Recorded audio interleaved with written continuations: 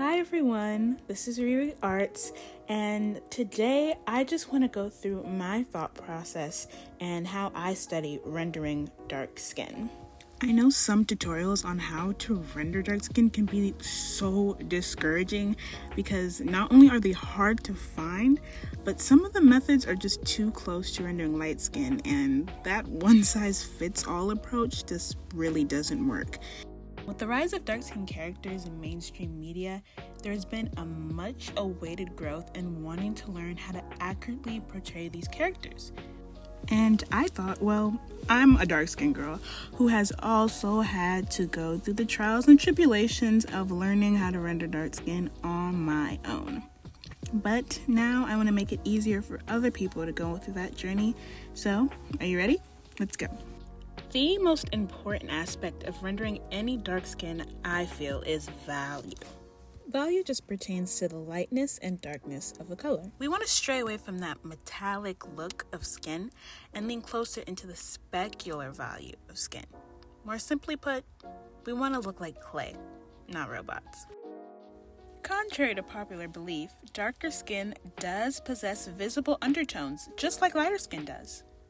Many artists and editors fall victim to making their dark-skinned subjects dull gray, unknowingly disregarding all that gorgeous hue that lies underneath. This is where observation of references really come in handy. Don't be afraid to study your heart out, scroll on Pinterest for hours, just to really understand what the hues are. What we do need to keep in mind when adding these hues to our base is saturation. Saturation is just the intensity of color. And when it is more intense and the hues are brighter than the skin base you layer down, it creates a clown effect on the subject, which, in case that's the look you're going for, it doesn't read too well on dark-skinned people. Instead, we want to keep the saturation the same as the base and deepen those hues so the values become cohesive.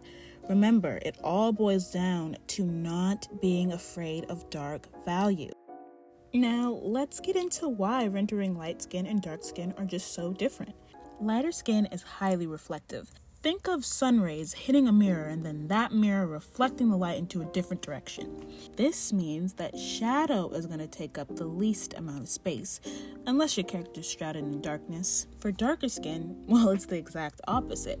Darker skin absorbs light, so those highlights are only getting a tiny little section in the spectrum. This is why when rendering dark skin, I prefer to begin with my darkest value, then build up to my lightest. Putting down lighter values first means you have to build the darker ones, which can be tedious and creates apprehension to making the skin darker in the first place.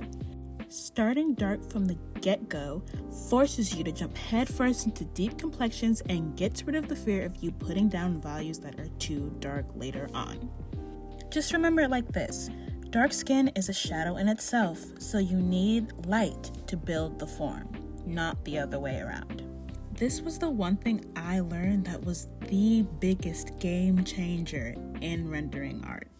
This not only quickened the process of each render I made, but completely changed the way I view dark skin as a whole. Whew. Alright, I know that was a lot to take in, but let's culminate everything that I have taught today into my own little study. Remember, start with your darkest values first, put in those undertones to bring life, and then use all that gorgeous ambient and bounce light to build form. Now, I just want to preface this by saying that this video is by no means the holy grail or the light at the end of the tunnel when rendering dark skin. Truthfully, the main way to get good at drawing anything in art is to constantly be observing it. The main reason why I was so bad at rendering dark skin is because I was barely following anyone who was dark skinned. I was barely following people who drew dark skinned people. I wasn't looking at references of dark skinned people. I mean, I could have been taking pictures of myself to use as reference, and I wasn't even doing that. It wasn't until I realized how much of a disservice I was doing to myself as a dark-skinned artist that I was willing to change.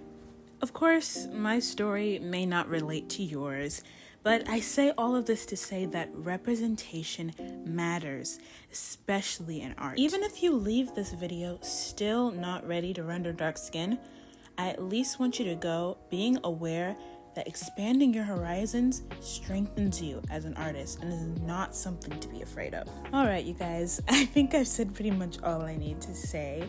Thank you so much for watching this video. I'll link my Pinterest below so you can do some studies on your own.